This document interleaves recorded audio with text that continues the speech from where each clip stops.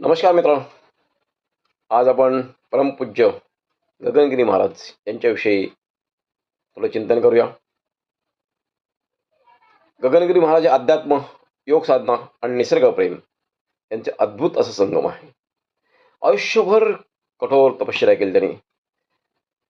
हिमालयात सह्याद्रीचे कड्याकाभरातून ते फिरले आणि खोपोलला स्थित झाले. आत्मज्ञान प्राप्त करून घेतलं आणि मग जीवन त्यांनी अत्यंत साधे, शिस्तबद्ध आणि संयमी जगत राहिले. महाराजांनी नेहमी सांगितले, आपलं शरीर आणि मन दोन्ही मजबूत केले पाहिजेत. कारण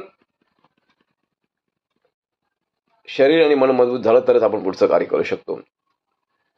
त्यांनी आपल्याला संदेश दिलेला आहे की नियमित साधना करा, शिस्त पाळा, निसर्गावर प्रेम करा, निसर्गाचं रक्षण करा, मन शांत ठेवा आणि सकारात्मक विचार करा.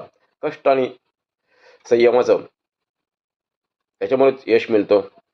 विद्यार्थ्यांनो, शिस्त आणि व्यायाम करणं, वेळेचे नियोजन हे खूप महत्त्वाचं आहे. एकाग्रता,